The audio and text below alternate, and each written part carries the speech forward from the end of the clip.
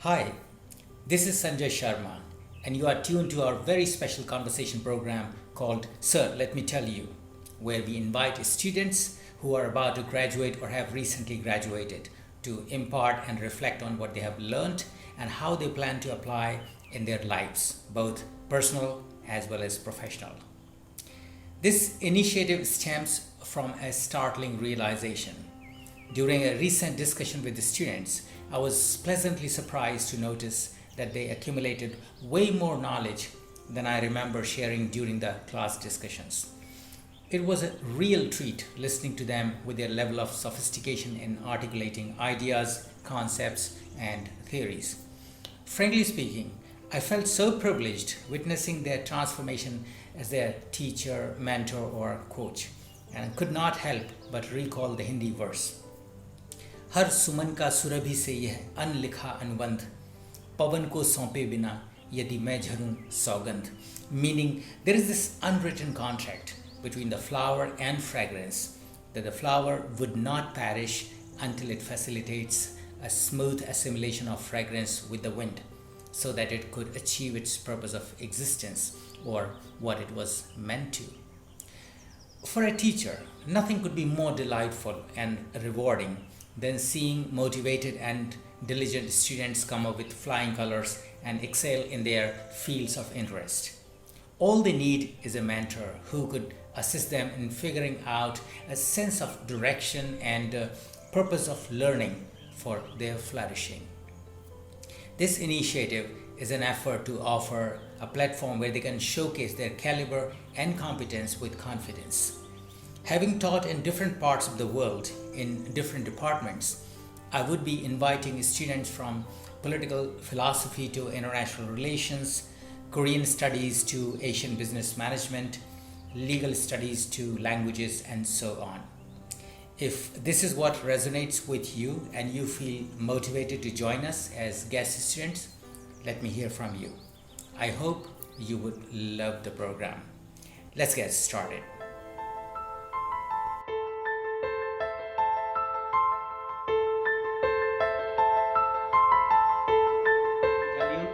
Today, our guest student is Solandra Brewster from Netherlands, or should I say from England. She's studying at the same time she's doing full-time job. She's a student of computer science with a special focus on cyber security, and she's also working as a security analyst in England. She's basically from Suriname but raised in the Netherlands. She is a truly cosmopolitan personality. I've known her. She attended my courses. I think almost every course she attended. So that's how the vivid memory I have of hers. And not just that in Netherlands, but also in Korea, Hanyang University, when I offered international summer school in Asian financial crisis. She loves to travel, as you can imagine. She's into motorbike, so she likes I think traveling, hitchhiking, and biking and everything. We would learn from her today. I'm very glad that she could find time amidst this busy schedule. So very warm welcome, Solandra, to the show. Thank you for having me. I'm very glad, as I just mentioned, that you are having multiple heads, having very diverse background, and as I just told, is it correct that you attended almost all the courses that I possibly offered in that semester that you were there? Yeah, pretty much. Some of them were mandatory. Ethics was mandatory. Economics was mandatory. But then, you had the minors like business in Asia, which was really interesting. And then, obviously, in Korea, we did the courses as well. So I really thought they were interesting. And I thought I liked your style of teaching as well. It appealed to me. Okay, I'm happy that it was not that boring, because otherwise getting all the courses from the same teacher is at times can get to your nerves. So, and again, great that you are still continuing your study as at the same time working. So, what exactly keeps you busy these days? I mean, when in terms of work, what type of work you're doing? Um, so I work in cybersecurity. I work for a company that tests cybersecurity vendors. So, for example, we work with big companies that offer antivirus solutions to customers, sometimes business to business, and we test their claims. So, if they claim to say, "Oh, we will block all ransomware," or "We are triple A in the game," we will test it. We will actually install the software on a computer, and we find malware in the live world, so malware that is currently in circulation, and we create our own malware and then we expose it to the system to see if the Oh, claim is really true. okay. So, should I say that you would be today sharing and talking about cybersecurity? Yes.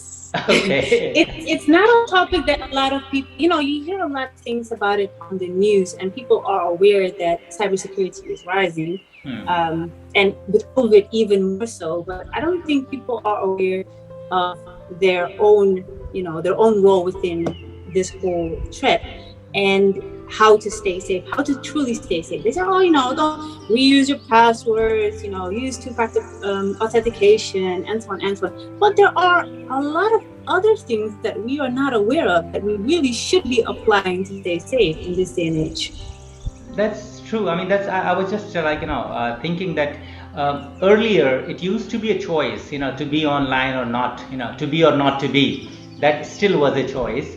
And but Yeah. given how things have changed, especially after or with the advent of COVID-19, we are left with no choice. We have to be online for our financial transactions, for our learning, for professional work, as well as private interaction, transaction, whatever. So yes, in a usual parlance, we talk about cyber security, but I wonder how. I mean, you will probably tell me how many people really do understand what it all encompasses. So, can you tell what exactly is cyber security? What cybersecurity is, it's a practice of defending your technology. So it could be servers, it could be your network, it could be your computers, mobile phones, anything basically that you can connect and be on the cyberspace with. And you have to do it, and it's even data. So a lot of people think, oh, it's just my phone. It is the stuff that I have connected to the internet, but it's also the stuff that you actively put on the internet willingly. How can it be used by malicious attackers to exploit it? And later on, I'll be talking about how, so to speak, innocent information or general knowledge is abused in a cyber attack of high profile people. So all that is, if this is the case, are we indicating towards the threats that we should be aware of in the overall context of cybersecurity? Um, I think it's good to be aware of which threats are out there, but not just that. You need to know how they work, and in a general knowledge. If I told to somebody, "Oh, this your company is experiencing a DDoS attack."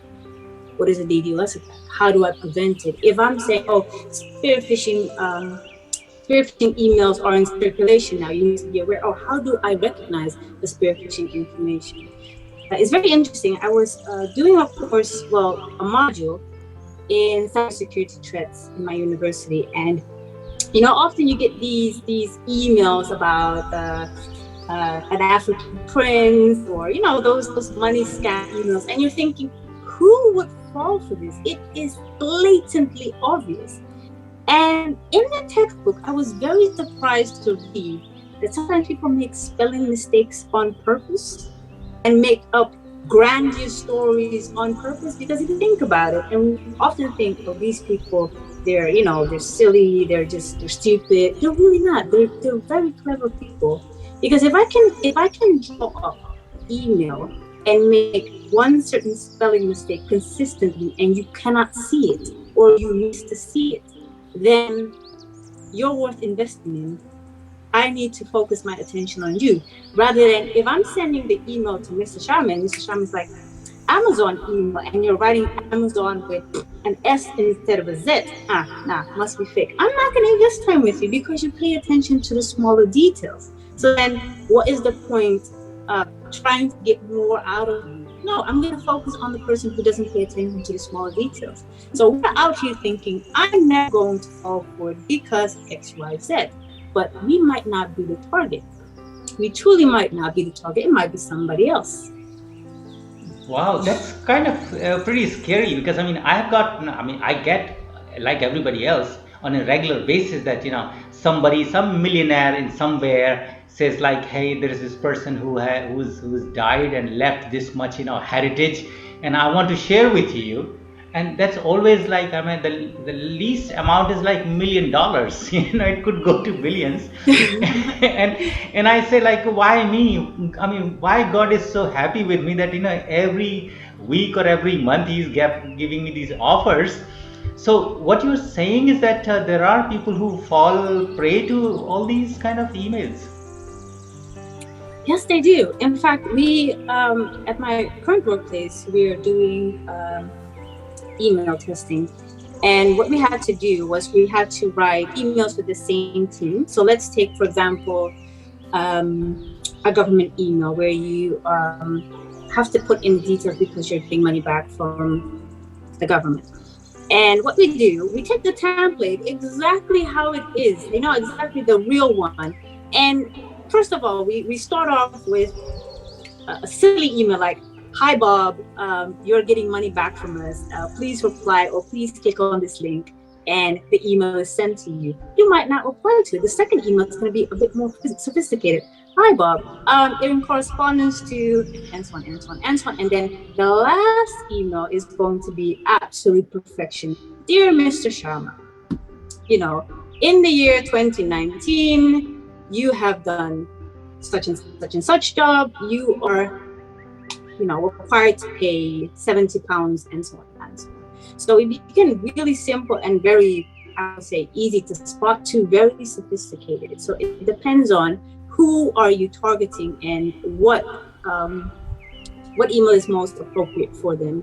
So it's not just in your case, you're getting a lot of emails, but these are just people sending millions of them. And out of those millions, really and truly, if you get one person to send you a few million, you just need one. So it's really about who the target group is and if that person is educated enough to spot that it's fraud.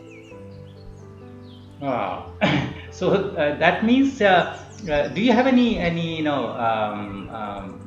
reports or researches in which you can see if in terms of like geography, the people who fall prey to these kind of phishing or emails belong to this area or that area, or it's a kind of like a digital literacy that plays out in this whole mess?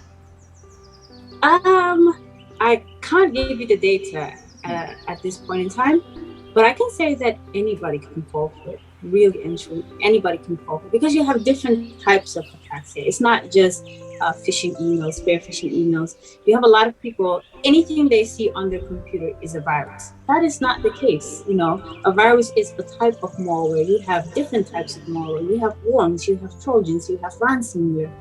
And even scarier now, you have attacks that are, you don't even need any interaction with it and it just exploits on your computer. So it's not to say that it used to be the case before malware was so sophisticated that if you're uneducated, your digital literacy wasn't that fantastic. Yes, you're more prone to be a victim. Nowadays, it could be anyone. It could be huge companies. It could be high profile members of parliament, or, you read a lot of things about people who fall for this and you're thinking, why would you, or how is it possible? But it can happen to anyone.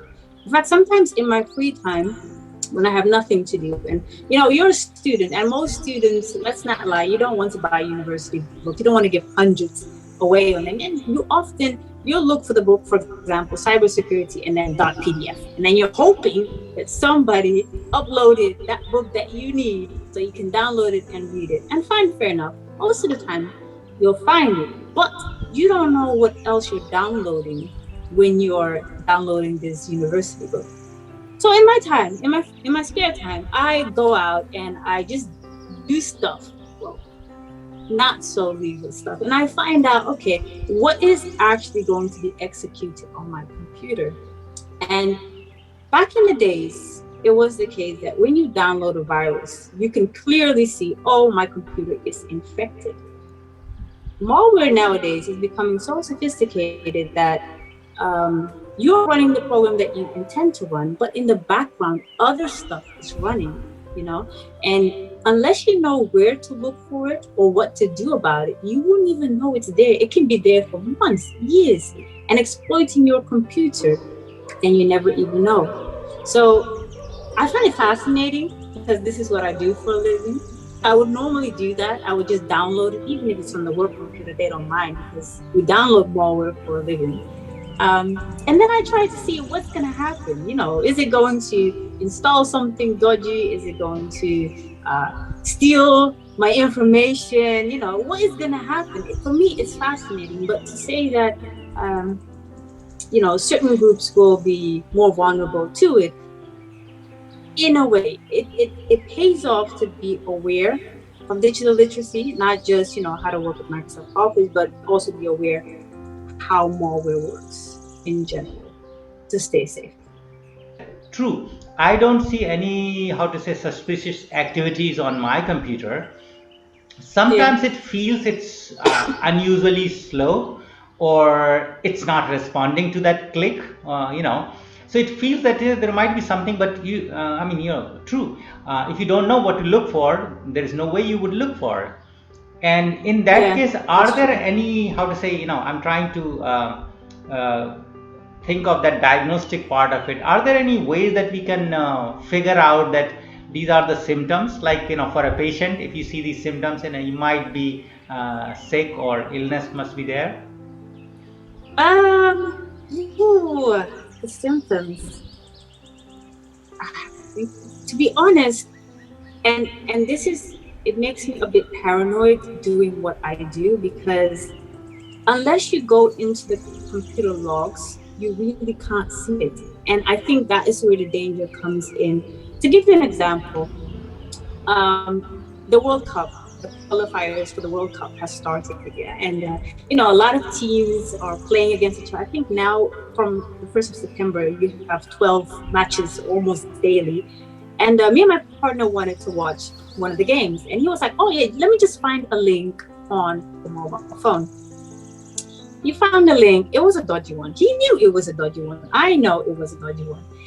And he's clicking, clicking, clicking, opened up. And I told him, he's clicking it, and then he's closing the pop-up pages that you get. And I told him, you're downloading malware on your phone. Oh, no. I didn't press anything, so it should be fine. And I'm like, yeah, but you're downloading malware on your phone. You might not know it, but you are downloading it. What we find in my line of work is when you download something and it's malicious, yes, fine, fair enough. You go, the name of it, and you get rid of it. But you don't know what other files it drops on the computer. And it's not going to drop it in the usual location, downloads, where, it's easy for any user to find. No, it's going to drop it in a folder called task. And what this folder does, it executes a task without the user's interaction. So if the task is, for example, to reboot the computer at 1 a.m., you don't need to do that.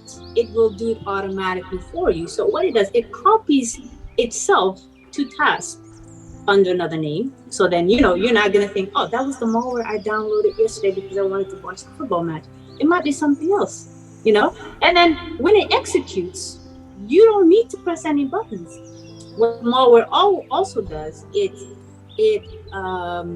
takes the name of something very similar. For example, we have SVC host, which is a legitimate software that runs on your computer. But instead of SVC host, it will say I don't know, SB or SHC or something like that. It'll change one letter. And if you read it real quick, you'll think, legitimate, it should be okay. Or Windows Word, if you run it, it should say winword.exe. It could be windy.exe or something like that. Very similar. So unless you really know what to look for, you can be absolutely fooled. I think one of the most interesting exposures that I had working was that we exposed the computer. We knew exactly where to go for the malware. And I went into the folder. The folder was empty. I was like, okay, maybe it's hidden. So I ticked the box to show me the hidden files in the folder, still empty. I'm like, maybe the antivirus deleted whatever was in that folder, because my colleagues told me there should be malicious files in there. Okay, I opened up the logs, I looked through it. The antivirus system said, okay, this and that was deleted from the folder. Fantastic. So I run additional tools just to be sure. And I see in the additional tools that it's still making a connection outside of the network. I'm thinking, how is that possible? This folder's empty. So I take this entire folder and I drag and drop it so I can create a hash. A hash is a very unique key to that specific malware, yeah?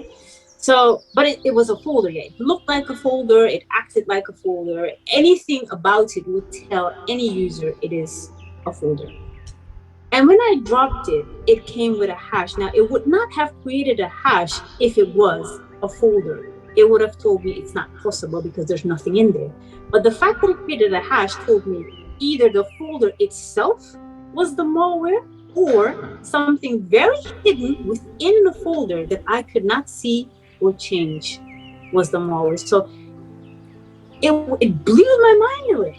It absolutely blew my mind away, because in my head I'm thinking, I don't know what to trust anymore, because my eyes are seeing something and the computer's telling me, it's not true. And there's nothing that can pick it up and say, well, you've left something. So we might say, we understand that the malware, that I've downloaded something that shouldn't be there, I'll delete it. And, my antivirus said my system is clean. But even then, malware is becoming so sophisticated and so deceiving that it becomes almost too hard for you to spot unless you go through the logs with a fine tooth. So this brings me to the vulnerability related to this, cyber security. What kind of things can you talk about as far as the human vulnerability is concerned? Well, of course, you need to understand what vulnerability is and a threat. A threat is anything from the outside world. A flood could be a threat. A hacker could be a threat. Your colleague could be a threat. A vulnerability is everything within your own means that you can do. You can patch, for example, your software. You can close a port that is open. So anything that you can do is considered a vulnerability, basically. So it's a weakness in the system that is within your means, and threat is something that's not within your means. I see humans as probably the biggest weakness when it comes to cybersecurity, because really and truly, computers can't do anything without human interaction. They need a human to make the malware, they need a human to download the malware, they need a human to have a profile, and so on. I'm going to scroll down a little bit. There are three things that I think people in general need to be aware of. It's their own carelessness. If I take, what's her name again? Sarah Palin. I'm not sure if I'm saying her name correctly. She was a U.S. running for elected president, I think, something, a high-profile person in the States. And her email was hacked. And you're thinking, she must have written her password somewhere, and this and that and that. But it really and truly, it was a very simple hack. The only thing the person did was, the email, and you say forgot password, And then you get to the authentication part where, for example, Gmail or Yahoo is going to ask you, oh, what is your mother's maiden name? What is your date of birth? Uh, I don't know, what is your favorite color? I don't know, some general questions, where you have to answer honestly so that the email, the Gmail or Yahoo or whatever it is, can verify that you are who you are. Now you have to imagine that if you're a high profile person, often that information will be online. Your year of birth will be online. What you do for occupation will be online. Maiden name online. This is stuff that you don't have in your control because of who you are. But we also need to be aware that we put a lot of information about ourselves online. If you go to LinkedIn, I know where you worked, I know your name, I know your age, I know where you currently are. Some people go that far on Facebook to say, oh, my man proposed to me in Paris on this date, my child was born, my child is this name, my grandmother died. We give out a lot of information that can be used against us. And we're not talking about sophisticated programs where you see people hacking and typing away. No, forgot password, and you get it. If this was example, I'm a person, I'm very aware of what information I put out there, and I'm very aware of how I deal with data. If my email was hacked and I use a password manager connected to my Google account, that is it. Because all you need is my email, and you have access to every single password available. And I think it's over 150 passwords that I saved there. Now, if I didn't have two-factor authentication, my password and email would be enough to get all of that information out. And it's people's carelessness on sharing information that they think might be innocent, but it really isn't. Another thing where I think humans are the biggest threat are trending behaviors. Often I see that when I'm on LinkedIn and you have recently graduated students and they receive a job offer, they like to take pictures of their kit. First day on the job, they'll show their badge and they'll show their computers and their desk, and they're proud and they want to share that information. That's fantastic. But how do you know I'm not going to abuse that information? It might look simple, but your badge can tell me which department you're working on. So I can have a kind of an understanding. Okay, she's in the finance department. These are the people she's going to deal with. This is what is within her means. She might have administration access to such and such, or, to certain services. From the badge, I can also get, okay, your name. Usually companies, they create your profile with a certain format. Some companies use your first and last name. Some companies use your first letters and last name. It could be anything, but on the badge, if you have your full name, I can just try out a few of these variations and see, what format does the company use? The domain is usually common knowledge because somebody on their profile will have their email. You can get it from that. So it's these little things that attackers find very attractive to use. Your computer, you might have taken a picture of your computer. Maybe that computer was closed, but I know you're using Dell's, or I know you're using HP's. I might know that model, and I might be aware that certain models have certain vulnerabilities that need patching up. For example, I think it was in the news about, I don't remember what company it is. Somebody took a picture of their kit, and the hacker noticed that the company was using XPs, Windows XPs, which shouldn't be used anymore regardless. But they were using Windows XPs for very important processes within the company. And Windows XP is not being updated anymore. So they knew, there are vulnerabilities that can be exploited. Other people make pictures of their screen open or their work being there. All I have to do is zoom in because phones are becoming, very sophisticated and quality of the images are very, very good. So are you aware of what you're sharing? Even though you're very happy to share it with your network, are you aware that it's a threat? And the last point is being uneducated about how things work. I researched it before entering this interview, and I found out that Kaspersky did research on how often employees report security threats, and they found that 45% of the worldwide, working population doesn't report security threats, even though they think it's very minor. And it's a big issue because if you have security threat on a computer that is within the company's network and you say nothing, then you're exposing the entire network.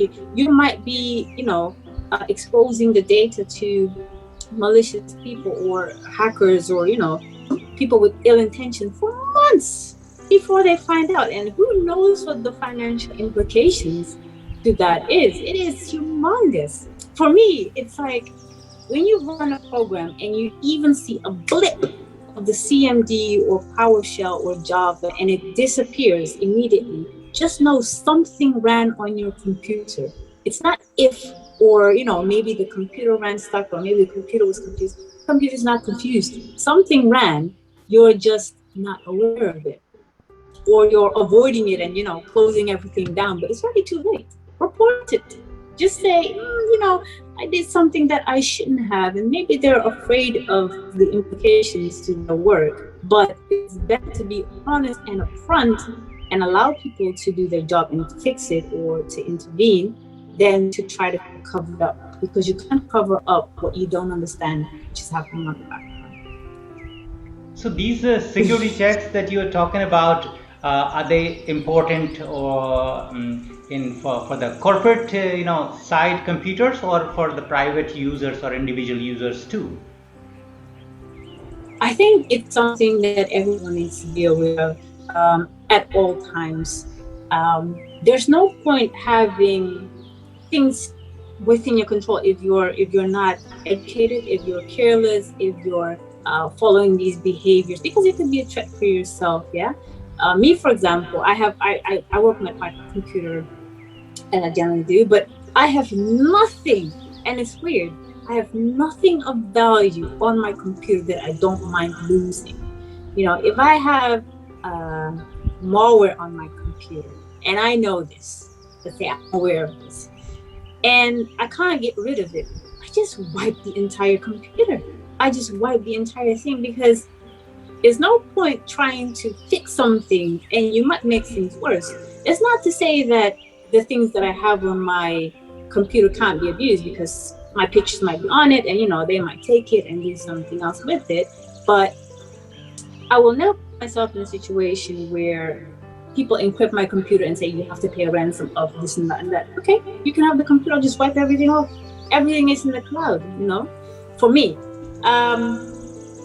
But it's important to, not just from a corporate perspective, also be aware of, your own security, because I might be a security analyst today. 30 years from now, I might be the next president, or, I might be member of parliament.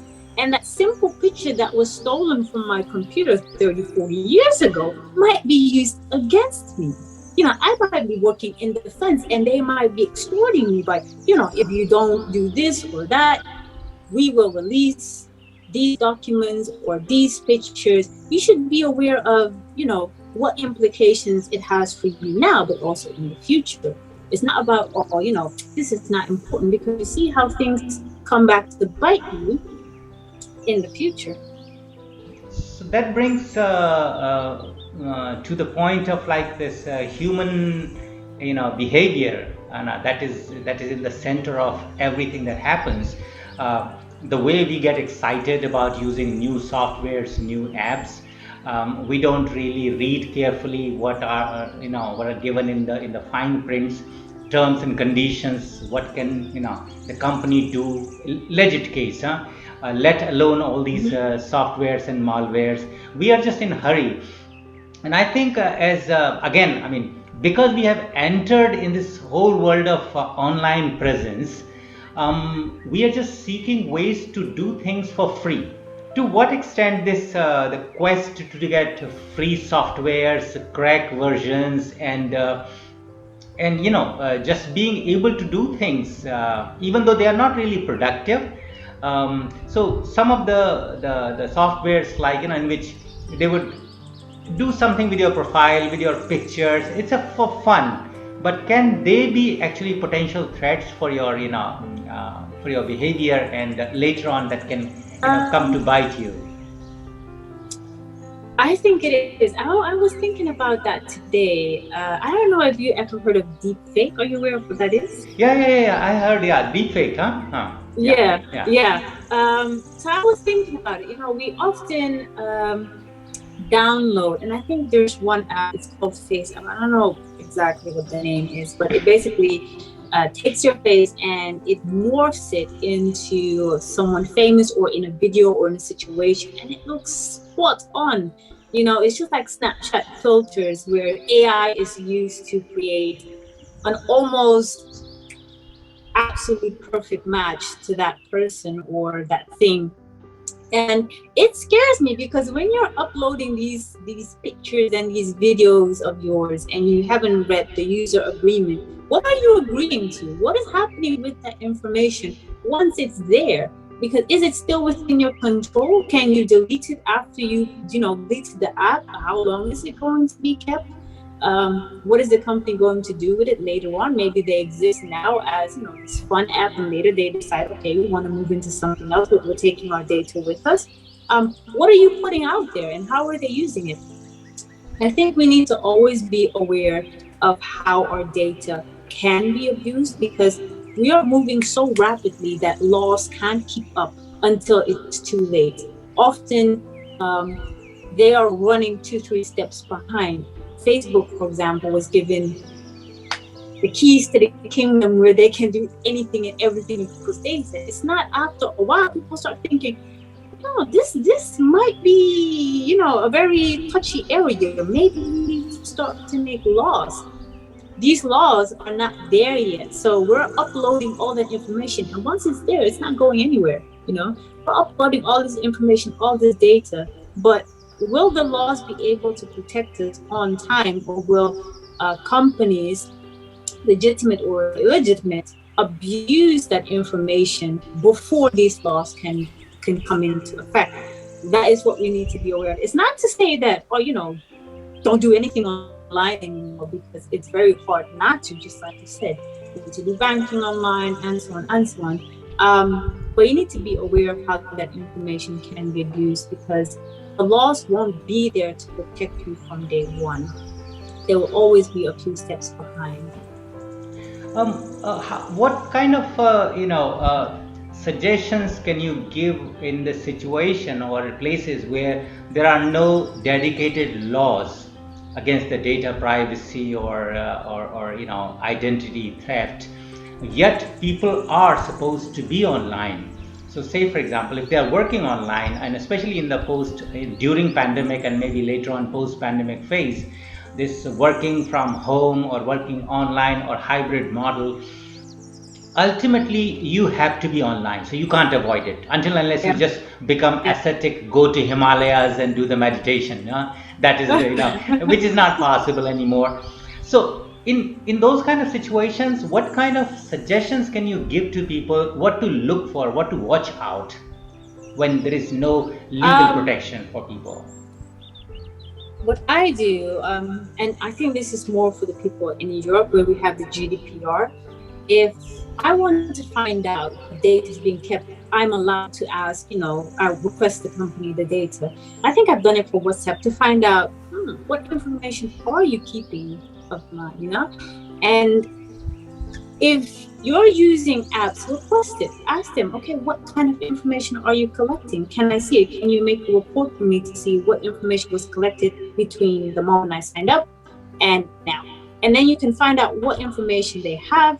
And then you can always, write to be forgotten or write to be destroyed, unless you're still using the service and they have good reason to keep that information. You can always ask them to delete whatever information they've kept so far. I try to delete profiles I'm not using anymore. If, let's say, I'm in a phase where I'm using, let's say, TikTok, and I become older and I decide I don't want to use TikTok anymore, please delete my profile and delete all the information that you have on mine, unless it's legally required to have it. You don't need it anymore. People don't do this, it's a hassle.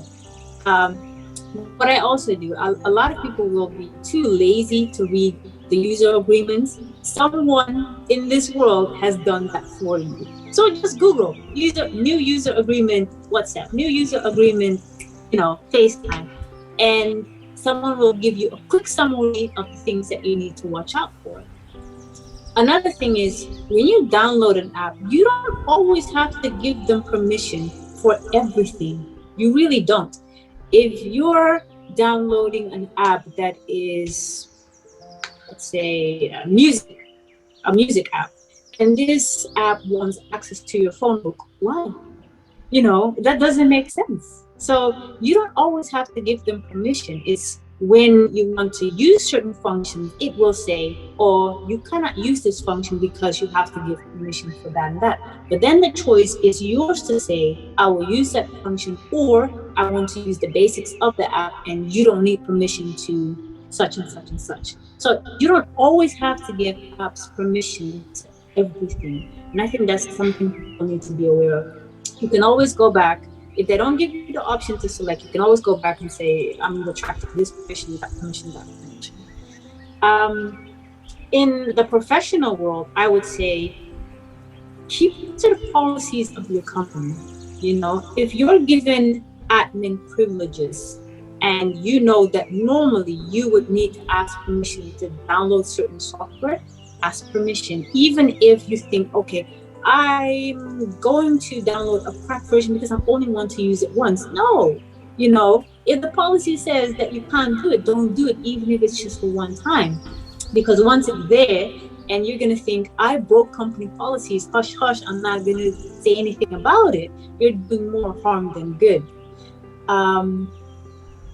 Another huge thing, what a lot of people, and I have to be honest, I'm guilty as well. Sometimes you don't want to use company hardware and software. For example, the company computer might be slow and you're like, I have a fast computer, I'm going to use that one. And you plug in everything, you do your work, working from home, you're like, our computers have so many, it's not the state of the art anymore. I'm going to use my personal laptop. That's fine, fair enough. And you download all these documents, you have your VPN set up, you have everything to the T, perfect, well done. Once you downloaded those documents and you delete them again, because you're going to be safe, you're going to delete them, you go back to work, you have your work laptop or your work computer, whatever you deleted, it's not really deleted. It's deleted from the interface. You can't access it. That doesn't mean that it's off the part. It's not written off from the hardware. If you have the right tools, you can extract that information. Or people who give their private laptops or their work laptops, they give it away and they say, oh yeah, but I did hard reset and everything is gone. No, it's not. Everything is not gone. I can still access the information, So people need to be aware of using personal hardware for work-related stuff. How are you going to save it? How are you actually going to erase it from your computer? Or are you leaving it open for others to access?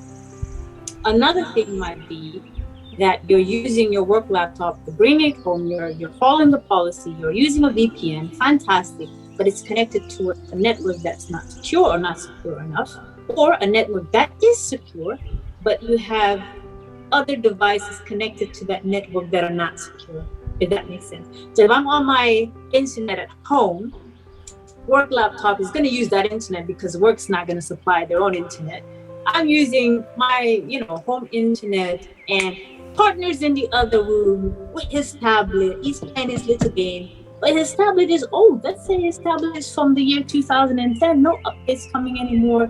Has a lot of vulnerabilities. All they have to do is connect to that laptop, or to Alexa, or to any Internet of Things that, let's be honest, are very prone to having lots and lots of vulnerabilities. once they can make a connection to any of those devices on that network, it doesn't take a lot to connect to that work laptop that supposedly is secure, but the rest of the network isn't. So, listening to you, I've got so many questions, but probably, I would just ask one or two. And, so say, for example, if somebody is using a personal laptop, would you say that as long as you don't connect it with the internet, that computer is still relatively safe? So say for example, if you bring your hard drive, connect it with the computer and not connect with the online with your Wi-Fi or LAN connection, is it still safe or it can be infected?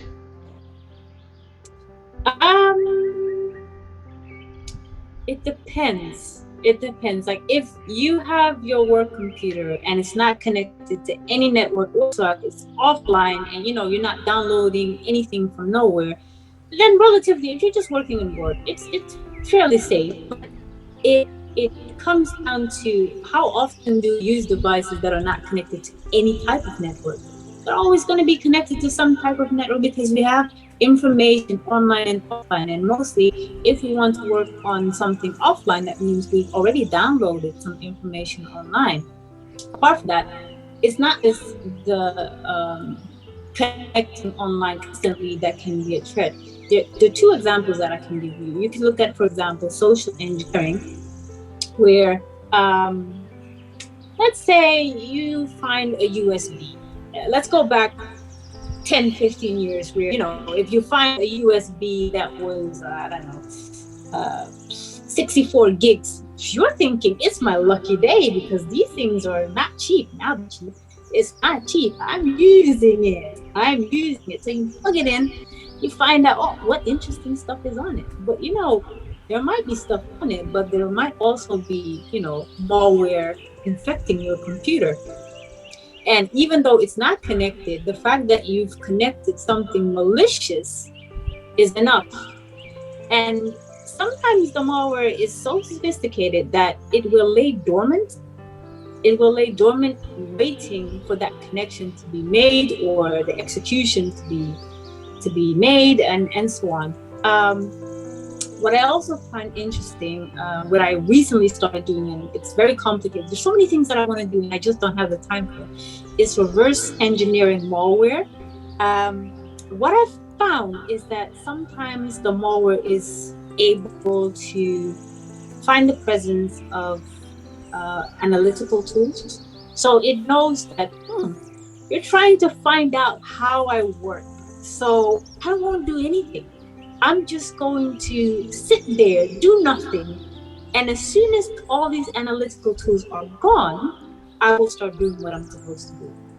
And it's very interesting to see, because you're thinking, how sophisticated are human beings to be able to create something like that with the intent of hiding their true identity. Sometimes the malware will do something stupid and you'll think, oh, it's not a sophisticated malware. But as soon as you stop monitoring it, that's when it's actually executing what should be executed.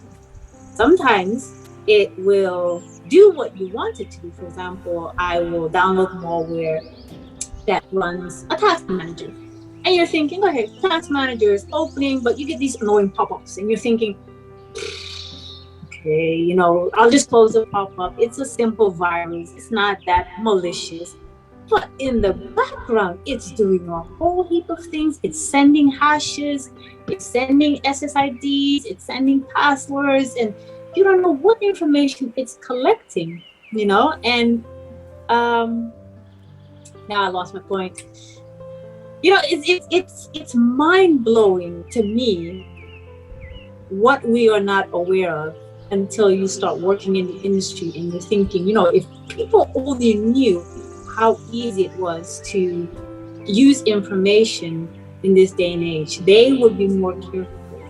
To give you an example, most recently we had a 13-year-old child apply for a job within the company, and we thought, he's a prodigy. Like, why would any 13-year-old want to apply for a full-time job? but the knowledge that he gathered was insane.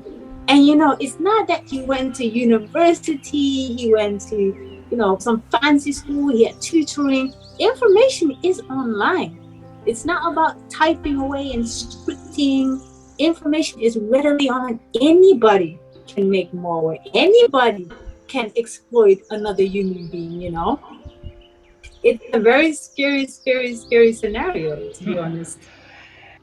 I think it's a as you summed up, it's a pretty scary world, but something that is gone out of our control, if I may say so, because now you can't really Yeah, think of like undoing your own privacy or the details or data that you have shared already.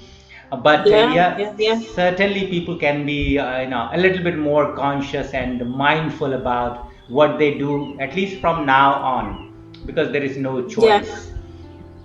To me, I always think of it this way: if something is free and I know the value of it should not be free, I always think, what is the hidden intentions behind it, because it can never be that straightforward. University books are like the example. If you're finding it for free, should it be free? Am I doing something illegal? What am I exposing myself to? I'm more conscious about downloading things and collecting free stuff, videos, movies, software. I'm more conscious about what it does in the background than what I'm gonna get from it in that instant of time. It's like the qualifiers video that we wanted to watch. Yes, we watched the game, fantastic. But what did I expose myself to? What are the consequences to that? I think we need to be educated, not just the youth, the older generations as well. We need to be educated about the dangers of being online, because um, people take their lives for if your life savings are taken away and you're in financial issues, you have that, it could be mentally damaging to you. So we're thinking of the cyberspace of something that we shouldn't really worry about, or it can only have such and such implications in our life, but it can have a massive effect. Just downloading something free can have a massive effect. I think for all our listeners, all the things that you have talked about would be of great value and importance. And I hope that they learn that just because something is for free does not mean that nobody has paid for it. Either we are paying directly or indirectly, either it's being paid Yeah, by us or somebody else, but in return, we are sharing something. So hopefully, this information would be used and used very well. I think I can continue asking you so many things because you know so much. But given the time constraints, let's find out some other sessions in which we can continue have more discussions. For today, before we conclude, is there any last message or remarks that you would like to give? I would say don't be afraid to be online. Because you have to live a little bit, but be aware of what you do online to stay safe. I think that's the best note that we can conclude on that. Ladies and gentlemen, this is Solandra Brewster. She's studying computer science with a special focus on cybersecurity. At the same time, she's also working full time as a security analyst. And I have had a great pleasure and a privilege to have her in my classes long, long ago. And I'm very glad that she could find time to share with her knowledge. This is super applicable, and I hope you have learned something. I have certainly learned a lot. In case if you have any questions, queries, feel free to let us know. And this is basically for students. And if you think that you would like to share your expertise, feel free to communicate with us. So with this, we come to an end, and we would be back again with another interesting session. And before we go, Solandra, once again, thank you so much for taking time. And I look forward to having another session sometime soon, whenever time allows us. You're welcome. Maybe I'll go into more depth and be more Okay. technical. Thanks a lot, huh? And take very good Thank care. you. Yeah, and all the I best for will. your study. We'll be in touch. Thank you.